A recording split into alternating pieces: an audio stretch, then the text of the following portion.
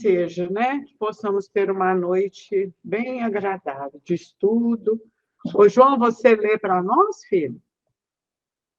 Eu só vou só situar aqui onde nós estamos, porque, como disse a Verinha, 15 dias a gente já se perturba um pouco. Nós estamos agora, gente, dos homens duplos e das aparições de pessoas vivas. Só para dar uma recordadinha, lembra que ele vai citando aqui vários casos, né, de pessoas vivas, né, encarnadas, vamos dizer assim, porque vivos todos nós somos, mas ele tem que usar esse termo para a gente entender aqui. Estava num determinado lugar e é visto em outro. Lembra aquele moço que estava meio que discutindo com outro, queria citar o nome de uma planta, né? E aí ele se lembra de um livro que está lá na biblioteca. E aí ele é visto, acho que é pelo dono da casa, olhando o livro na biblioteca. Ah, então isso é possível? É possível. Não é muito comum, mas é possível, né? E nós paramos no item 5. Alguém que se lembra de alguma coisa aí, quer comentar? Para poder avivar a nossa memória? Pode falar, Verinha. Então, inclusive, nós aproveitamos o que aconteceu com Eurípides Barçanufo, né, como exemplo. E assim, é bem perto de nós, né? A Verinha está com a memória boa. A Ana Luísa deu vários exemplos, nós nos lembramos, bem perto de nós, né, gente? E ele fazia isso, né? Ele aparecia. Isso porque mesmo, só para a gente se lembrar, como é possível um espírito se apresentar ou fazer uma atividade estando ele encarnado? Isso é graças a quê? Todo mundo sabe. Se ninguém responder, a Ana Luísa vai explicar para nós. Todo mundo sabe. Graças a quê, gente? Ao perispírito? Ao perispírito, né? O perispírito, ele tem essa função, né? Na mediunidade. É muito interessante mesmo. Querem falar mais alguma coisa ou podemos continuar? O perispírito é a base de todo fenômeno mediúnico, né? Então, vamos, João. Nós estamos no item 5, João.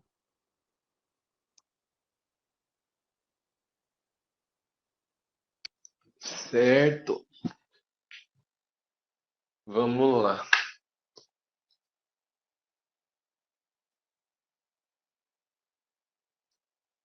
Meu PDF está demorando um pouquinho para abrir. Você quer ir lendo enquanto ele abre aqui? Vou lendo, então. Opac, não sei se é assim que pronuncia, né?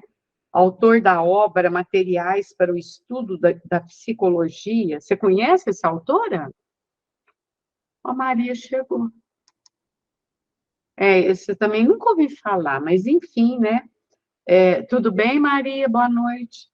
Boa noite, tudo bem, graças a Deus. Estamos começando agora, viu, Maria? Então, Tá bom. o autor da obra Materiais para o Estudo de Psicologia conta que o abade Steinmetz, também não sei ler, gente, estando em casa, no seu quarto, com visitas, viu-se a si mesmo no jardim. Olha que interessante, isso aqui ele vai ver a ele próprio, no seu recanto favorito, apontando primeiro para si e depois para o outro, seu igual, disse: Este é o Steinmetz, o mortal. Aquele é o imortal. Olha que interessante. Esse que está aqui com o corpo é o mortal, porque o corpo vai morrer. O que está lá é o imortal. Gente, essa que eu gostei. A hora que você puder ler, você fala, João.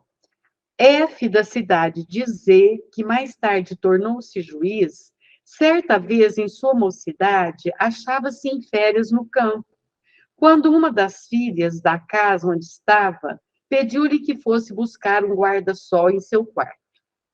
Ele foi e viu a moça sentada à sua mesa de trabalho. A moça estava lá, fora, pediu para buscar o guarda-chuva, ele vai e vê a moça sentada na mesa de trabalho. Ele foi e viu a moça sentada à sua mesa de trabalho, porém mais pálida que no momento em que a deixara. Olhava para frente. F, apesar do medo que sentiu, pegou o guarda-sol que estava ao seu lado e levou. Vendo-o de fisionomia transtornada, ela lhe disse: confesse que viu alguma coisa, que me viu lá. Mas não se assuste, não vou morrer já. Eu tenho um duplo. Em alemão, esse nome aí, gente, que eu honestamente, Doppelganger, que literalmente quer dizer alguém que anda duplo. Em pensamento, eu estava junto de meu trabalho e já muitas vezes deparei com minha imagem ao meu lado. Não fazemos nada uma à outra. A moça desconfiou, né, que ele teria visto o duplo dela, né, ou seja, o corpo espiritual apresentado pelo perispírito, né, que o espírito não tem corpo, não tem forma. E aí ela fala para ele, e ainda confessa que às vezes ela mesma se via do lado. Olha, isso aí eu nunca tinha ouvido falar, gente. O que vocês acham? Querem comentar alguma coisa? Eu não quero me ver, não, Verinha, só no espelho. Porque deve dar um sustinho, né? Mas essa aqui, pelo visto, estava acostumada, né? Isso é prova para nós de que realmente o espírito, ele é senhor de si, né? E você vê, a moça, de certo, estava preocupada mais com o trabalho, ela estava lá fora, mas se vê sentada na mesa de trabalho, né? O conde D e as sentinelas julgaram ver certa noite na sala do trono a imperatriz Elizabeth da Rússia, sentada em seu trono em trajes de grande gala, quando, na realidade, ela estava deitada, dormindo. A dama de honor em serviço, que de horror, gente! A dama de honor em serviço, que também estava certa do que via, foi despertá-la. A imperatriz dirigiu-se também para a sala do trono e lá viu a sua imagem. Ordenou à sentinela que fizesse fogo e a imagem desapareceu. A imperatriz morreu 3 meses depois. Olha! Mas não morreu por causa disso, acredito eu. O que vocês acham, gente? Ah, eu acho que não. Não, né, Ana? Não. Não ia morrer. É fenômeno, né? Fenômeno. Engraçado, cada um mais interessante que o outro. Ana, se não fosse na obra de Kardec, eu ia achar que... Era fantasia, né? Olha que interessante. Isso aqui eu nunca tinha visto. A gente ia achar que era ficção. Achar que era ficção. Mas ver que é possível por causa do perispírito. Ela estava dormindo. Quando a gente dorme, nós desdobramos mesmo. Ela não fica lá no corpo, né?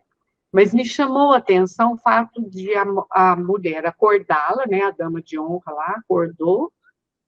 Ela levanta e vai lá. E se vê, né? A ponto de mandar o cara tirar, né? A não ser... É a faculdade, assim, o desdobramento mesmo. Muito Desdobramento. Você quer ler já, ô João? Ainda não deu? Sim, já encontrei Então aqui. pode continuar. Um estudante de nome Elger, ou Elger, tornou-se muito melancólico depois de se ter visto, frequentemente, na roupa vermelha que usava comumente. Ele jamais via o seu rosto, mas os contornos de uma forma vaporosa, que se lhe assemelhava, sempre no crepúsculo ou ao luar. Via a imagem no lugar no qual vinha de estar por muito tempo estudando. Olha aí. Olha aqui, esse aqui ele já não vê o contorno bem delimitado, né?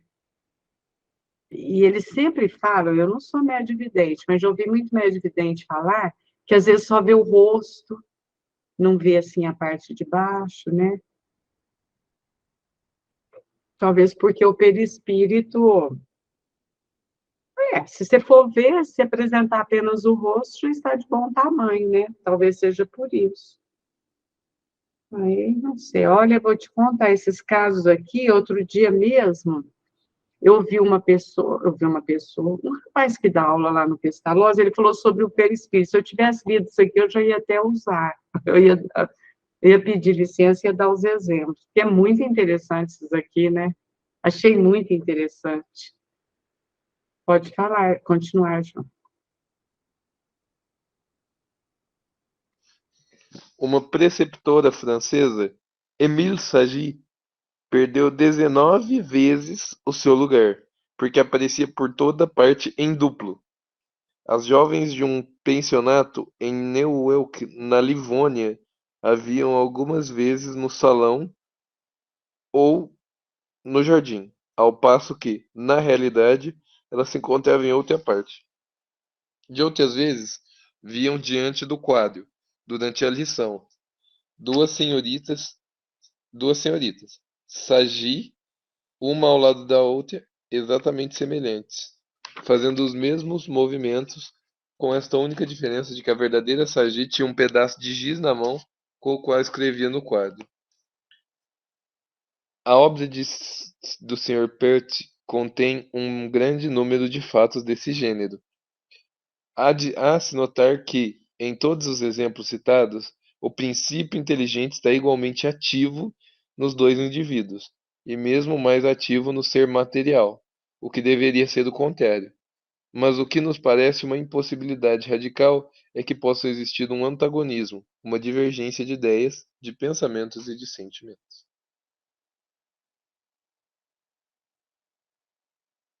Acho que você pode ler mais um pouquinho para a gente concluir esse.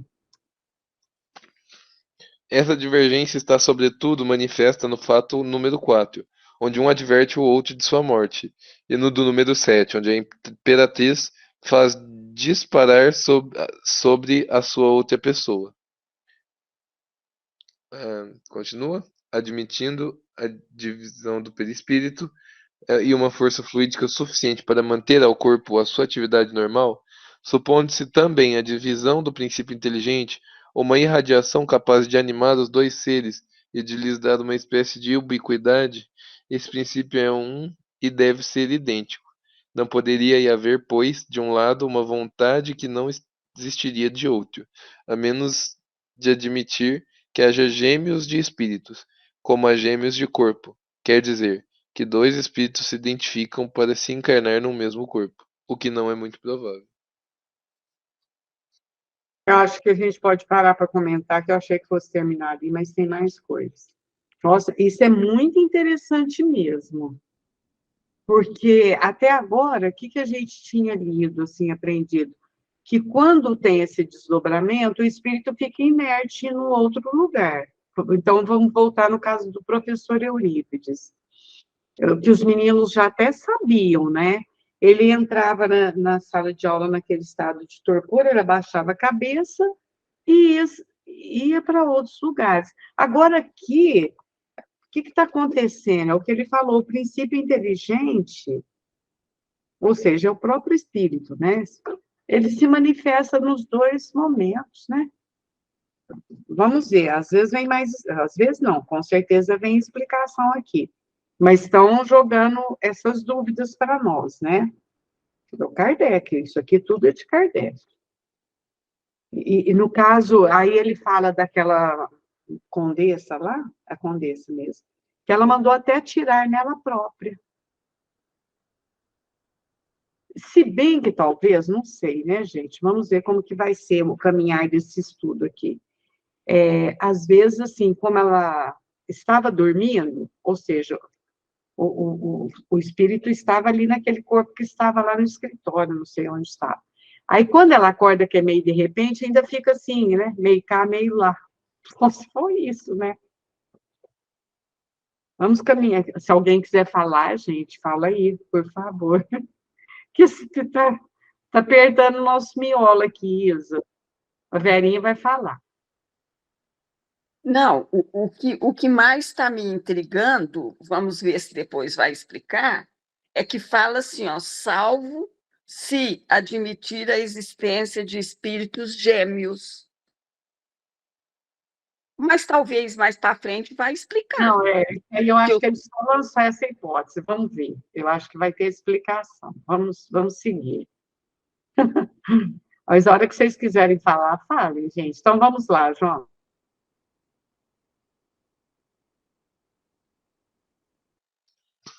Mas Então, Kardec fala que não tem alma gêmea, né? Não tem. Ele fala que não tem. Só se aqui for...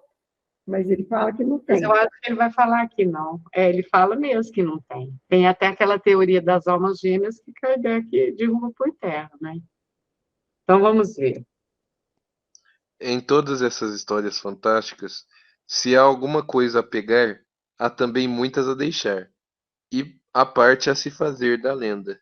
O Espiritismo, bem longe de nos fazer aceitá-la cegamente, ajuda-nos a fazer a separação do verdadeiro e do falso, do possível e do impossível, com a ajuda das leis que nos revelam com respeito à constituição e ao papel do elemento espiritual. Não nos apressemos, entretanto, em rejeitar a priori tudo o que não compreendemos, porque estamos longe de conhecer todas essas leis, e que a natureza não nos disse ainda todos os seus segredos. O mundo invisível é um campo de observação ainda novo, do qual seria presunção pretender haver sondado todas as profundezas. Então, que novas maravilhas se revelam sem cessar aos nossos olhos? No entanto, há fatos dos quais a lógica e as leis conhecidas demonstram a impossibilidade material. Tal é, por exemplo, o que está narrado na Revista Espírita do mês de fevereiro de 1859, página 41, sob o título de Meu Amigo Hermann. Trata-se de um jovem alemão da alta sociedade, doce, benevolente e do mais honrado caráter, que, todas as tardes, ao pôr do sol, caía num estado de morte aparente. Durante esse tempo, seu espírito despertava nos antípodas da Austrália, no corpo de um bandido, que acabou por ser enforcado. Pode continuar? O simples bom senso demonstra que, supondo a possibilidade dessa dualidade corpórea, o mesmo espírito não pode ser, alternativamente, durante o dia, um homem honesto e, à noite, um bandido num outro corpo. Dizer que o espiritismo acredita em semelhantes histórias é provar que não o conhece, uma vez que dá os meios de provar-lhes o absurdo. Mas, ao mesmo tempo que ele demonstra o erro de uma crença, prova que, frequentemente, ela repousa sobre um princípio verdadeiro, desnaturado ou exagerado pela superstição. É a despojar o fruto da casca que ele se dedica. Quantos contos ridículos não se faz sobre o raio antes de se conhecer a lei da eletricidade? Ocorre mesmo no que concerne às relações do mundo invisível. Fazendo reconhecer a lei dessas relações, o Espiritismo as reduz à realidade, mas essa realidade é ainda muito para aqueles que não admitem nem almas, nem mundo invisível. Aos seus olhos, tudo o que sai do mundo visível e tangível é da superstição. Eis porque denigrem o Espiritismo. E aí, gente?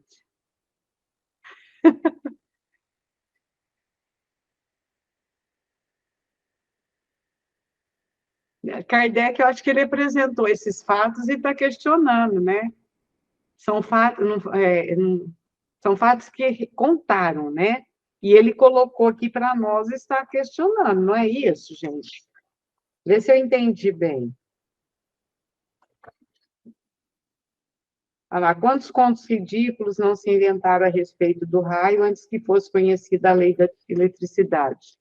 Seria o mesmo falar quantos contos ridículos se contam, né? Porque, na realidade, isso que ele contou é que, de certo, contaram, né? Vocês entenderam isso? O que você acha aí, Ana? Eu estou ainda focada na região antípoda. Eu achei muito interessante aqui. Olha lá, ó. Trata-se de um moço alemão de alta sociedade, afável, benevolente, de caráter respeitável, que todas as tardes, ao pôr do sol, caía num estado de morte aparente. Durante aquele tempo, o seu espírito revelava-se numa região antípoda, na Austrália, no corpo de um bandido que acabava na forca. Olha que interessante, quer dizer que ainda era assim de uma outra encarnação, né? Isso que eu pensei, de uma outra encarnação, E né? antípoda, porque, ó, presta atenção, vou explicar para vocês o que é antípoda. Eu não sei, por favor. Na geografia a gente estuda. A Terra é redonda, não é? Então, se nós estamos aqui, por exemplo, os australianos que estão lá no leste, nós estamos no hemisfério ocidental. A Austrália está lá no hemisfério oriental, né? Então, suponhamos aqui a Terra redonda, ó. Eu estou aqui, o meu antípoda está aqui, pé com pé, pé antepé. Olha que, porque nós... Agora eu entendi. Entendeu? Entendi. Nós temos antípodas. Olha como é que é interessante você imaginar isso, né? Putz, grilhos. Porque nós estamos na superfície caminhando. Aí quem está lá no extremo leste, e eu aqui no extremo oeste, está com pé com pé com o meu. Não está cabeça com cabeça, está pé com pé. Nossa Senhora.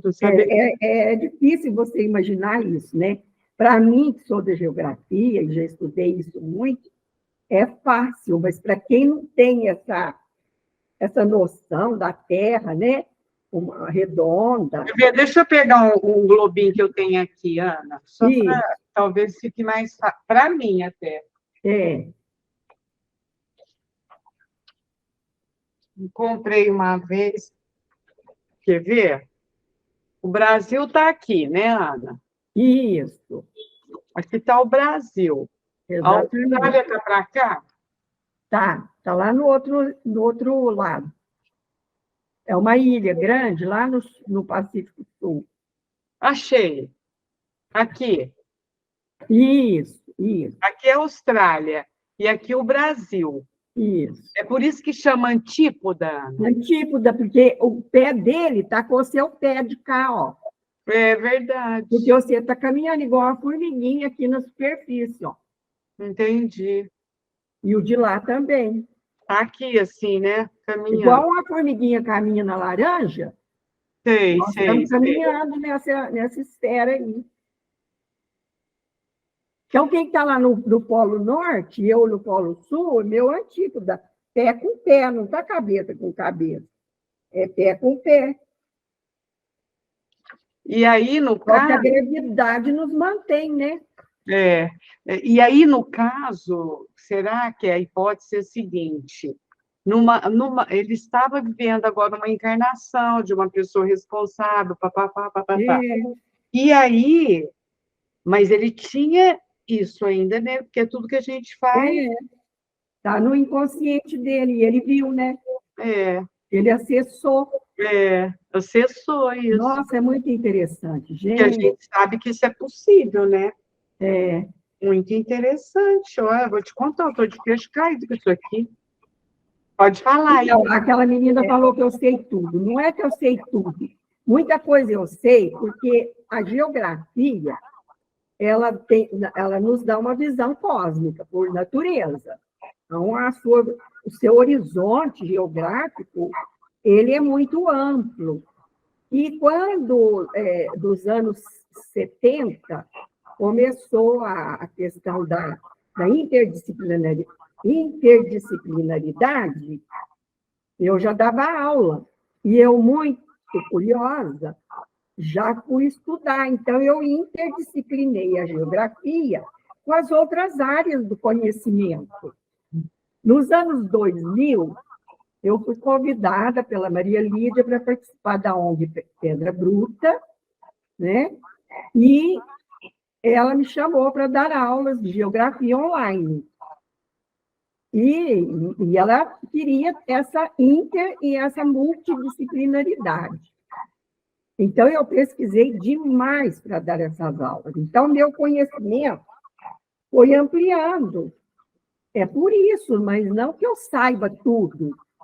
Eu sei muita Você coisa. pode não saber tudo, mas você sabe muito. Mas eu não sei tudo. E a geografia, eu não tinha noção, não vou mentir, não, Ana. Ninguém Eu não tem. tinha noção dessa, vamos dizer assim, que palavra que eu quero usar?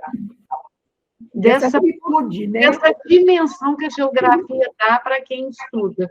É. Agora que nesses estudos online nossos, principalmente da Gênese, que você foi explicando, mostrando, que eu fui entendendo isso. Eu, por exemplo, estou super ignorante, gente. Eu não vou Mas ninguém valoriza a bendita.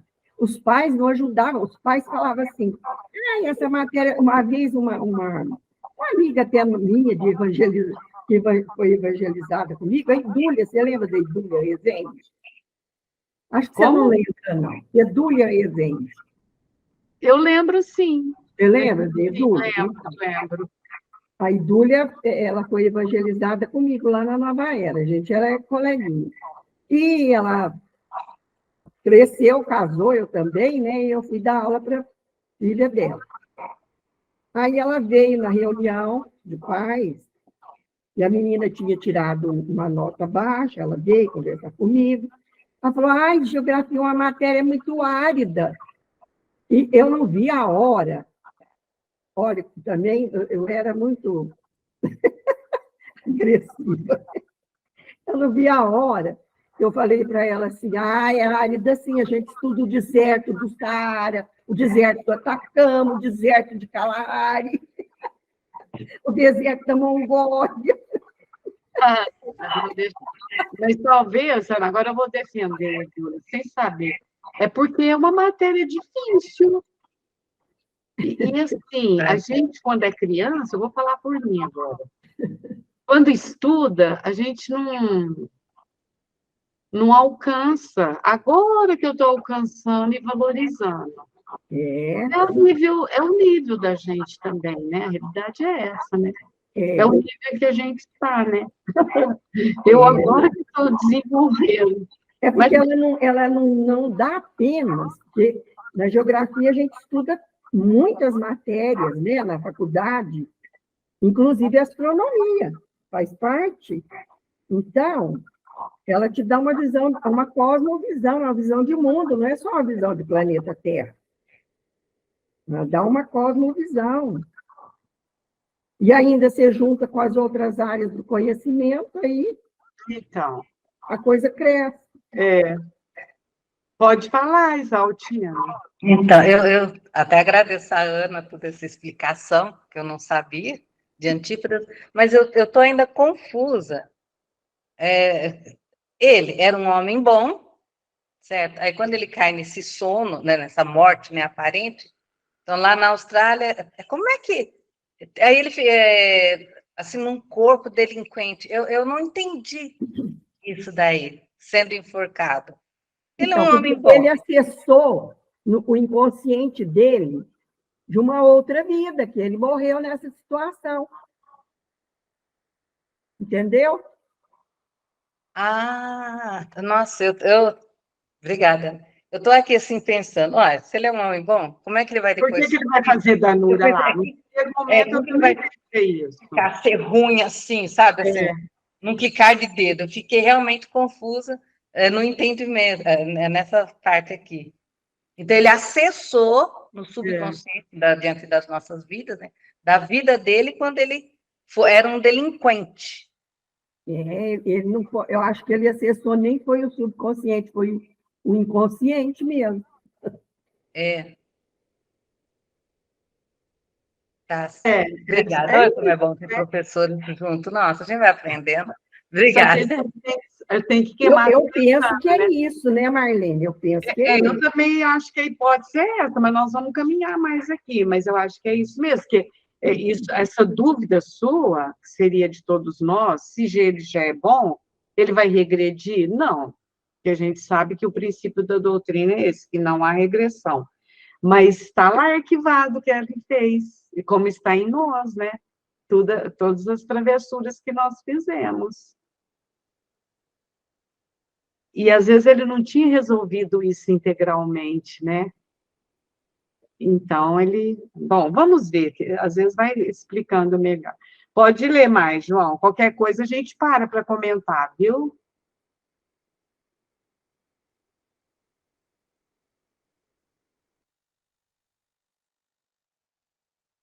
Certo, vamos lá. Nota. Aqui tem uma nota no meu. A questão muito interessante dos homens duplos e a dos agêneres, que a ela se liga estritamente, foram relegadas até aqui para segundo plano, por falta de documentos suficientes para sua inteira elucidação. Essas manifestações, tão bizarras que sejam, tão incríveis que pareçam à primeira vista, sancionadas pelos relatos dos historiadores, os mais sérios da Antiguidade e da Idade Média, confirmadas por acontecimentos recentes, não podem, pois, de modo algum, ser postas em dúvida. O Livro dos Médiuns, no artigo intitulado Visitas Espirituais entre Pessoas Vivas, Revista Espírita, em numerosas passagens, confirmam-lhe a existência de maneira a mais incontestável. De uma comparação e de um exame aprofundado de todos esses fatos, resultaria talvez uma solução ao menos parcial da questão, e a eliminação de algumas das dificuldades das quais ela parece cercada.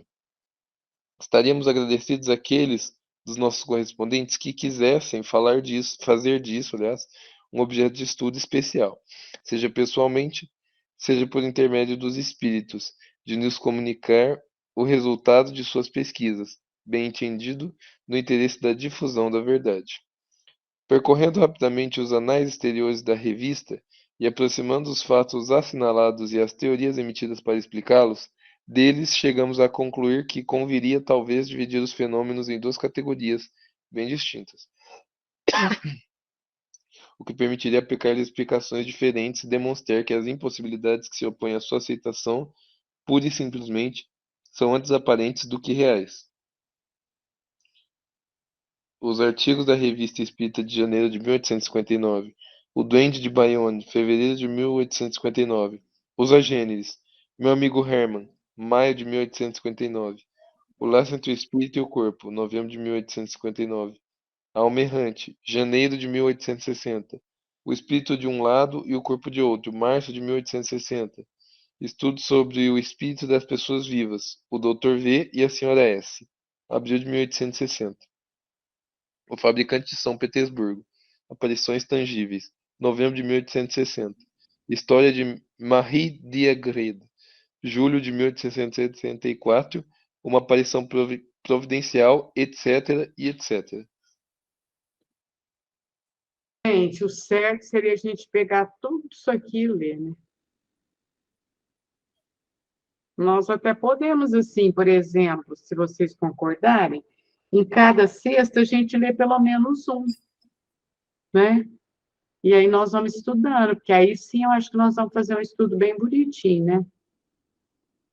Porque olha que ele vai citando tudo na Revista Espírita.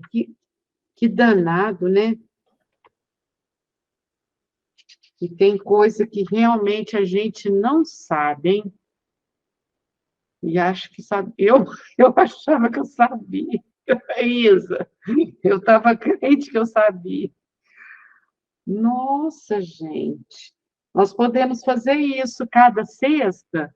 A gente pega um, vai continuando a ler, mas pelo menos trabalha um, né? Ah, nós podemos pegar para a semana que vem essa de janeiro de 1859, nós vamos pegando devagarzinho. Eu acho que fica bom, né? E aí, o que vocês acham de tudo isso? A Kardec está colocando, por enquanto ele não bateu o martelo ainda não, né? estou entendendo isso. Ele está só É, dando os fatos. fazendo as colocações, Colocações. apesar que fala aqui, né, que é incontestável, ó, É. né? Vamos ver. Cada dia, para a semana que vem, eu vou pegar essa da revista de janeiro de 1859. E a gente vai lendo. Cada sexta nós vamos continuando aqui e vamos lendo um caso, para ver se nós entendemos melhor, né? Nossa, vou te falar a verdade. Isso aqui eu nunca tinha lido, Verinha. Se eu li, eu esqueci. Eu acho que eu não li, não. Eu acho que eu não li, porque eu nunca estudei obras póstumas. Eu pegava, assim, uma coisa, outra, para ler, Pegava uma coisa ou outra, né, Ana? alguma citação, eu ia procurar, É, mas, assim, estudar desse jeito, não. É muito interessante, né? muito, muito. Então, por exemplo, eu abri aqui numa parte que está cheia de anotação minha. Sinal que essa parte eu passei por aqui. Olha lá, fotografia e telegrafia, isso eu estudei, mas isso que nós estamos estudando hoje eu nunca li, gente. Nunca li. Eu também não. Se eu li, apagou completamente. Deletou, mas eu acho que nós não lemos, não. Bom, sei lá, né?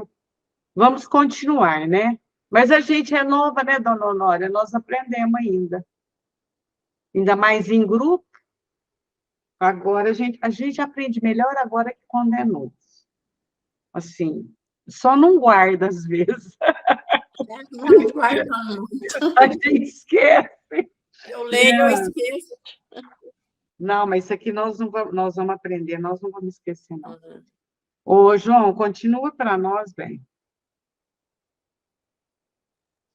A faculdade de expansão dos fluidos perispirituais está hoje superabundantemente demonstrada pelas operações cirúrgicas, as mais dolorosas, realizadas sobre enfermos adormecidos, seja pelo cloroforme e o éter, seja pelo magnetismo animal.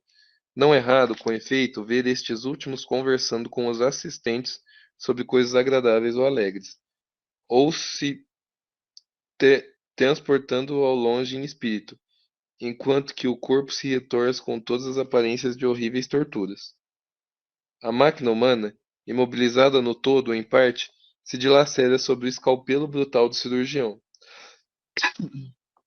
Os músculos se agitam, os nervos se crispam e transmitem a sensação ao aparelho cérebro-espinhal.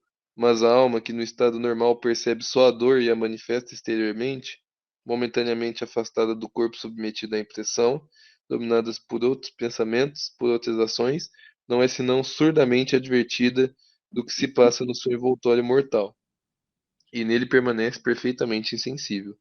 Quantas vezes não se viram soldados feridos gravemente, todo ao ardor do combate, perdendo seu sangue e sua força, lutar por muito tempo ainda, não se apercebendo de suas feridas? Um homem fortemente preocupado recebe um choque violento sem nada sentir-lhe, não é senão quando cessa a abstração de sua inteligência que ele reconhece haver estado chocado, a sensação dolorosa que prova. A quem não ocorreu, numa poderosa contenção do espírito, de atravessar uma multidão tumultuosa e barulhenta, sem nada ver e sem nada ouvir, se bem que, entretanto, o nervo óptico e o aparelho auditivo tivessem percebido as sensações e as tivessem transmitido fielmente à alma?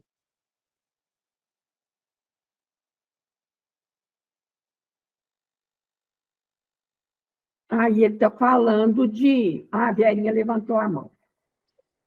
Pode falar, Verinha. Eu falo e depois a Ana fala. Mas, assim, assim, na continuação da leitura, o que eu achei interessante aqui é dele falar do magnetismo animal. Então, nessa época, já se falava do magnetismo animal, que é o mesmo que o passe, né? Mas é isso aí, pode falar, Ana. Já sim, Verinha, porque o Kardec estudou com o Mesmer o magnetismo. Ele estudava com ele. Então, já o magnetismo veio antes até, né, do espiritismo. É muito interessante, né? Aqui ele já fala também experiência de quase morte, né? E eu já contei para vocês que eu tive uma aos 17 anos.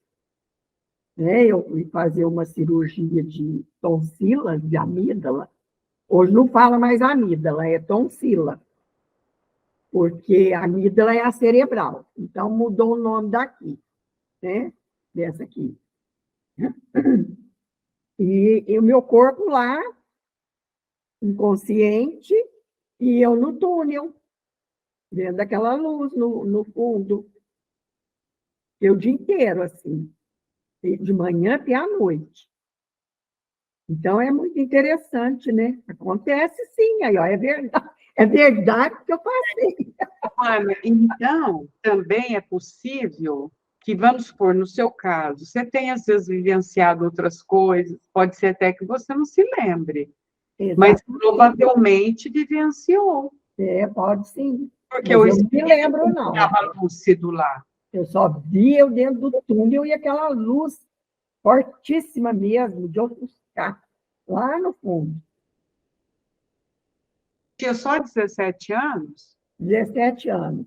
Olha, bem jovem, né? E ficou gravado na minha memória, porque eu fui tomar conhecimento disso nos anos 70, quando o Fantástico fez uma reportagem e eu vi, mas foi isso aí, foi isso que aconteceu comigo. O Fantástico simulou, né? Fez uma simulação. Interessante, né? Vou falar a verdade, muita coisa, né? Porque se o espírito é o senhor de si, ele vai, né? Vamos caminhando mais um pouco aqui, depois nós vamos ver também as orientações das revistas. Aí, quem tem a revista espírita aqui? Você tem, né, Ana? Eu tenho. Então, você podia ver um, caso eu vejo o outro, a gente traz a semana que vem. Depois nós vamos vendo devagar. Eu vejo a de janeiro de 59 e você vê a de fevereiro de 59. É a mesma revista. Aí nós vamos estudando devagarzinho para ficar mais completo o nosso estudo, né? Isso. Acho que vai ficar bom. Depois vem os agêneres. É bom a gente saber sobre isso. É que tem a teoria rustendista que fala que Jesus foi um agênere. Aí nós vamos ler, nós vamos, né? Então, vamos lá, João, continue, por favor.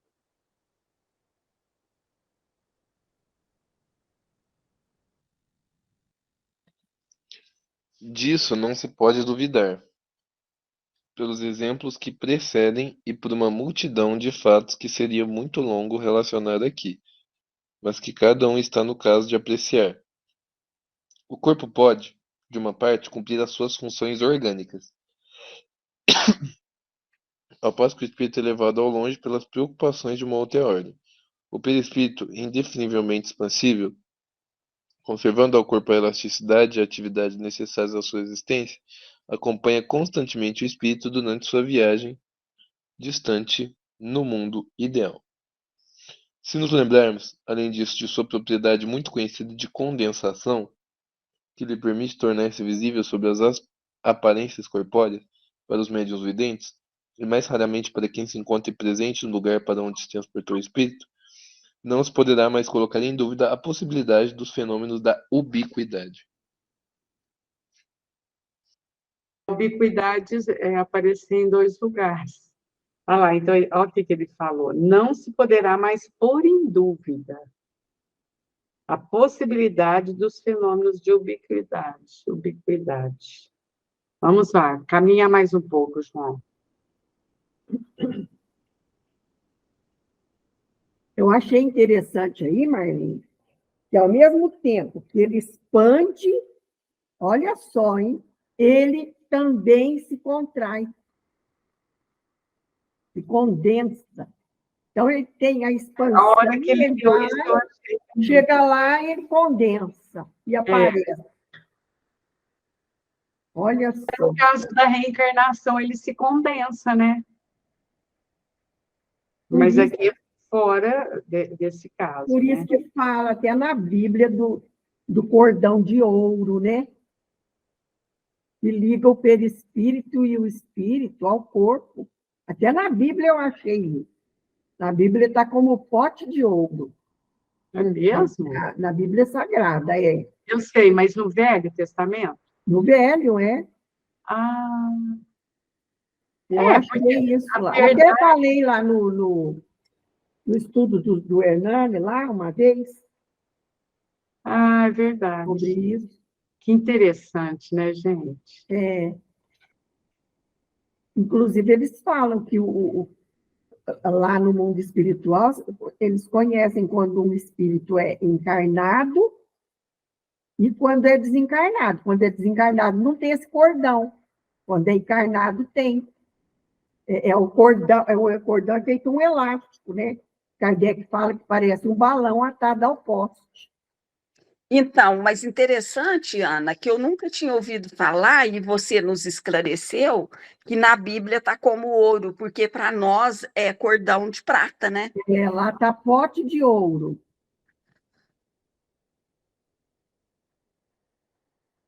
Interessante, né? Gente, é muita coisa que nós nem sonhamos, né? Mas você vê o trabalho de Kardec, né? Então, vamos caminhar mais um pouco, João. Está, pois, para nós demonstrado que uma pessoa viva pode aparecer simultaneamente em duas localidades distantes uma da outra. De uma parte com seu corpo real, de outra com seu perispírito momentaneamente condensado sob as aparências de suas formas materiais. Não obstante, nisso, de acordo, como sempre, com Allan Kardec, não podemos admitir a ubiquidade senão quando reconhecemos uma semelhança perfeita na atuação do ser aparente. Tais são, por exemplo, os fatos citados precedentemente sobre os números 1 e 2.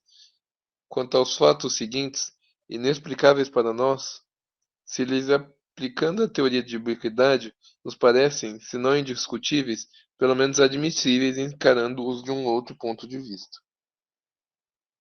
Nenhum dos nossos leitores ignora a faculdade que possuem certos espíritos desencarnados de aparecer, sob as aparências materiais, em certas circunstâncias, e mais particularmente aos médiuns ditos videntes. Entretanto, num certo número de casos, tais como nas aparições visíveis e tangíveis para uma multidão, ou para um certo número de pessoas, é evidente que a percepção da aparição não é devida à faculdade mediúnica dos assistentes, mas à realidade da aparência corpórea do espírito, e nessa circunstância, como nos fatos da ubiquidade, essa aparência corpórea é devida à condensação do aparelho perispiritual. Ora, se o mais frequentemente os espíritos, no objetivo de se fazerem reconhecerem, aparecem tais como eram quando vivos, com as vestes que lhes eram mais habituais, não lhes é impossível se apresentarem, sejam vestidos diferentemente, seja mesmo sob quaisquer traços, tal, por exemplo, o duende de Bayonne, aparecendo ora sob a sua forma pessoal, ora sob os traços de um de seus irmãos, morto como ele, ora sob as aparências de pessoas vivas e mesmo presentes. O espírito tinha o cuidado de fazer reconhecer a sua identidade, apesar das formas variadas sob as quais se apresentava. Mas não tivesse nada feito, não é evidente que as testemunhas da manifestação estariam persuadidas de que assistiam a um fenômeno de ubiquidade? Nós vamos ter que ler esses casos tudo para a gente entender melhor. Mas o fato é que o espírito pode se apresentar. E pode tomar forma diferente, isso a gente já sabe, né? Então, eu convivi com João Vitor em uma determinada época. Eu tinha outra aparência, lógico, né? Eu posso me apresentar assim para ele. E daí um pouco eu me apresento para a Isa, que eu convivi em outro lugar, que tinha outra aparência, com a aparência que eu tive na época, que eu conheci a Isa, para que ela possa me identificar. Gente do céu, e esse perispírito tem essa função, né? É muito rica, se nós formos ver. Muito mesmo. E para isso basta o quê? Vontade do espírito. Então, eu não entendia quando eu lia lá, no Livro dos Espíritos, Kardec fala que no perispírito está a chave de todos os fenômenos. Agora eu entendo. É verdade. Agora ficou bem claro, né, para nós. É a chave de todos, né? Muito interessante. Mas nós vamos ler nesses casos aqui e nós vamos aprender melhor ainda, se Deus E ele ainda vai adiante, ele fala que quando a medicina aceitar a existência, a cura de muitas doenças vão acontecer. Porque você viu no caso que agora mesmo o Vitor leu, né? Às vezes a pessoa está tão empolgada naquela atividade, fala do soldado, que ele nem sente a dor. Porque, na realidade, quem sente a dor não é o espírito, né? É o corpo. Mas ele está tão impregnado daquela atividade, aí depois ele pode sentir, claro, nossa, gente, é muito louco. Né? Igual agora aqui, ó, esqueci da minha dor. Então, graças a Deus. Né? A hora que eu levantar daqui, ai, ai, ai. Não, aí você vai falar, chega, eu quero me desdobrar. Deixa o corpo quieto, que eu sou mais que meu corpo, muito mais, né? Graças a Deus. Vamos caminhar mais um pouquinho, João?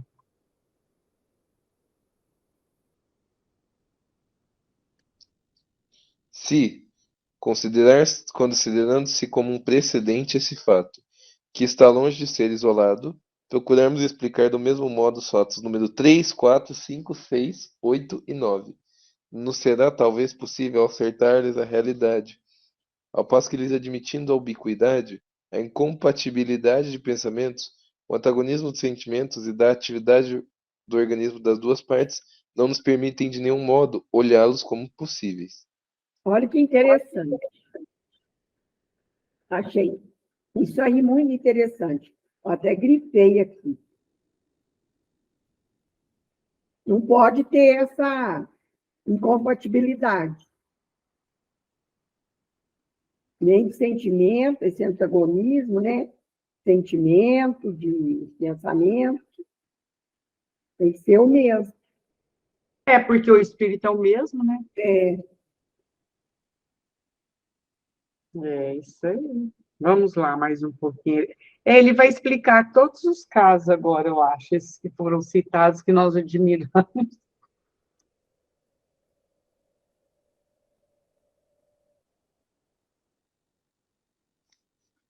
No fato número 4, em lugar de supor o professor Becker em presença de seu sósia, admitamos que ele concordou que um espírito se lhe aparecesse sob sua própria forma. Todo antagonismo desaparece e o fenômeno entra no domínio do possível. Ocorre o mesmo com o fato número 7. Não se compreende Elizabeth da Rússia fazendo atirar sobre sua própria imagem, mas admite perfeitamente que ela faça atirar sobre um espírito que tomou a sua aparência para mistificá-la. Certos espíritos tomam, às vezes, um nome suposto, e se enfeitam com o estilo e as formas de um outro para obterem a confiança dos médiuns e o acesso aos grupos, que haveria de impossível nisso, que o espírito orgulhoso se prestasse a tomar a forma da imperatriz Elizabeth, sentar-se no seu trono para dar uma vã satisfação aos seus sonhos ambiciosos, e assim nos outros casos.